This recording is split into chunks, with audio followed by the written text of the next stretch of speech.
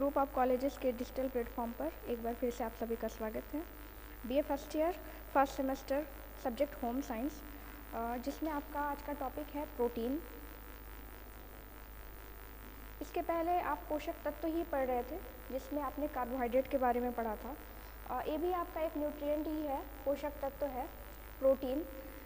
तो प्रोटीन का हमारे आहार में प्रमुख स्थान है। क्रिया की दृष्टि से देखा जाए तो प्रोटीन का हमारे आहार में मुख्य स्थान है, लेकिन ऊर्जा के बिना हमारे शरीर का संचालन, नियमन, नियंत्रण नहीं होगा। इसलिए ऊर्जा प्राप्ति के जो स्रोत हैं वो आपको पहले बताए गए थे, यानी एक सीक्वेंस से चल रहा है। सबसे पहले आपने कार्बोहाइड्रेट पढ़ा था, अब आपको प्रोटीन पढ़ना है। तो प्रोटीन का हमारे आहार में प्रमुख स्थान है, क्योंकि वृद्धि एवं विकास की दृष्टि से देखा जाए तो प्रोटीन बहुत ही इम्पॉर्टेंट होता है। यह हमारे शरीर की आधारशिला भी कही जाती है। शरीर की आधारशिला यानी बिल्डिंग ब्लॉक्स ऑफ बॉडी की इसकी संज्ञा दी गई है।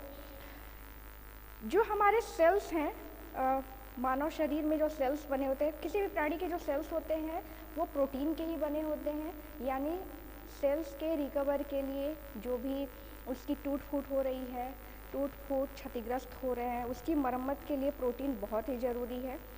निर्माण की दृष्टि से देखा जाए तो प्रोटीन बहुत ही ज़रूरी है। इसीलिए कोई भी अवस्था हो, यह हर एक अवस्था के लिए बहुत ज़रूरी है, जो कि गर्भावस्था से शुरू होता है और वृद्धावस्था तक। यह एक ऐसा पोषक तत्व है जो हर एक एज ग्रुप के लिए, हर एक अवस्था के लिए बहुत ही महत्वपूर्ण है। अब बात यह है कि वृद्धावस्था में प्रोटीन की क्या आवश्यकता है व्यापक रूप में, क्योंकि वृद्धावस्था में वृद्धि एवं विकास नहीं हो रही है, शरीर के किसी प्रकार की वृद्धि नहीं हो रही है, विकास नहीं हो रहा है। लेकिन वृद्धावस्था में जो शरीर है बहुत ही शिथिल पड़ जाता है, जो सेल्स हैं अपने आप डैमेज होते हैं, अपने आप क्षतिग्रस्त होते हैं। इस वजह से वृद्धावस्था में भी प्रोटीन की उतनी ही आवश्यकता होती है जितनी कि बाकी की एज में। प्रोटीन के बारे में जान लेते हैं। प्रोटीन ग्रीक भाषा का शब्द प्रोटियास से बना हुआ है, जिसका शाब्दिक अर्थ होता है प्रथम स्थान ग्रहण करने वाला। यानी प्रोटीन को प्रथम स्थान ग्रहण करने वाला शब्द कहा गया है, क्योंकि शरीर का निर्माण, वृद्धि एवं विकास, यानी जब तक निर्माण नहीं होगा तब तक ऊर्जा की ज़रूरत कहाँ पड़ रही है, इसलिए इसको प्रथम स्थान दिया गया है। यानी किसी भी इंसान को जीवित रहने के लिए जैसे जल की आवश्यकता होती है, उसी प्रकार जल के बाद अगर कोई दूसरा पौष्टिक तत्व आता है तो वो प्रोटीन है, क्योंकि प्रोटीन भी शरीर का निर्माण कर रहा है। जब निर्माण हो जा रहा है तभी शरीर को ऊर्जा की ज़रूरत पड़ती है, तभी शरीर का संचालन, नियमन और नियंत्रण हो रहा है। इसीलिए प्रोटीन प्रथम स्थान ग्रहण करने वाला प्रोटीन को कहा गया है। प्रोटीन की खोज सर्वप्रथम 1838 ईस्वी में डच निवासी मुल्डर नामक रसायन शास्त्री ने किया था।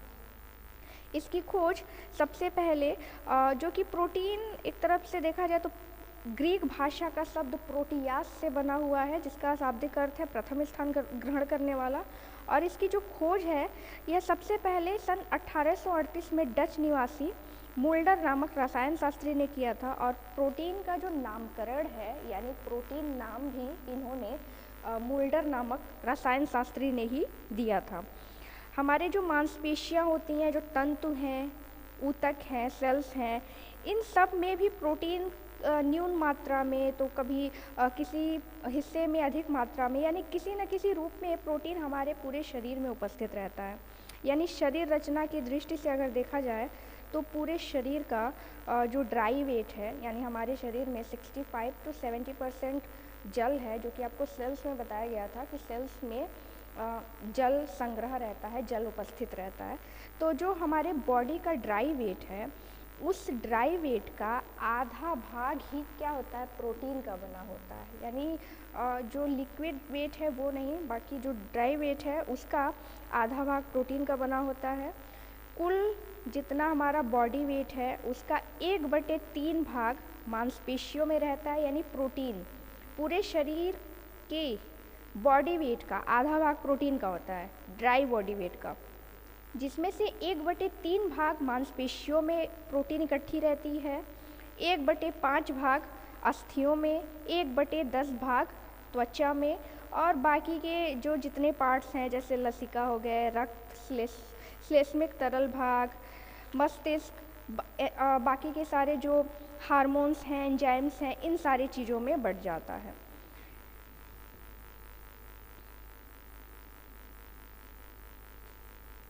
जल के पश्चात, यहाँ पे आपको स्क्रीन पे दिख भी रहा होगा कि जल के पश्चात प्रोटीन का स्थान आता है, यानी किसी भी व्यक्ति को जीने के लिए जल की आवश्यकता होती है।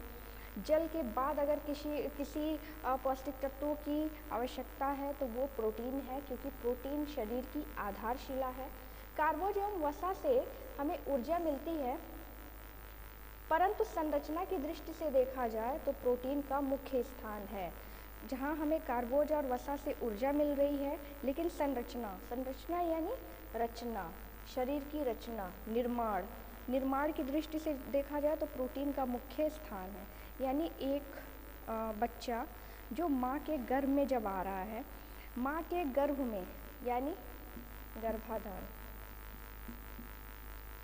गर्भाधान से ही उसको प्रोटीन की आवश्यकता होती है और वृद्धावस्था तक चलती है। यानी निर्माण से शुरू हो रहा है प्रोटीन, और जब तक व्यक्ति जीवित है तब तक उसको प्रोटीन की आवश्यकता होती है। आगे देखते हैं प्रोटीन का वर्गीकरण। इसके अलावा आप प्रोटीन का जो रासायनिक संगठन है, यानी इसके पहले जब आप लोगों ने कार्बोज पढ़ा था तो कार्बोज में आपको कार्बन, ऑक्सीजन और हाइड्रोजन मिल रहे थे, उसका रासायनिक संगठन था। लेकिन जब आप प्रोटीन देखेंगे तो प्रोटीन में आपके कार्बन, हाइड्रोजन,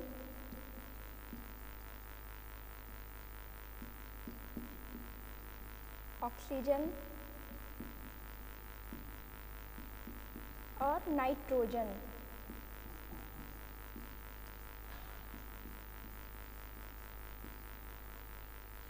ये सभी इसमें उपस्थित हैं। यानी कार्बन की जो मात्रा है वो 50% में मिलेगी आपको, ऑक्सीजन 32%, नाइट्रोजन 16%, इसके अलावा हाइड्रोजन 7% और थोड़ी मात्रा में सल्फर और फास्फोरस भी इसमें उपस्थित रहता है। प्रोटीन का वर्गीकरण यानी इसके पहले जब आप लोगों ने कार्बोज पढ़ा था तो कार्बोज को भी दो भागों में बांटा गया था, यानी उसको भी वर्गीकृत किया गया था। इसी प्रकार से प्रोटीन का भी वर्गीकरण है, जो कि गुणवत्ता के आधार पे, यहाँ पे आपको दिख रहा होगा, गुणवत्ता के आधार पे, प्राप्ति साधन के आधार पे और प्रोटीन की भौतिक गुण एवं घुलनशीलता के आधार पे इसको वर्गीकृत किया गया है। प्रोटीन चैप्टर आपका बहुत ही लंबा है, जो कि एक दिन में ख़त्म नहीं होगा। आज के लिए आपका वीडियो यहीं ख़त्म होता है। बाकी प्रोटीन का ही वीडियो नेक्स्ट वीडियो में आपको प्रोटीन के बारे में ही बताया जाएगा। तो आज के लिए इतना ही, मिलते हैं अगले वीडियो के साथ। Thank you.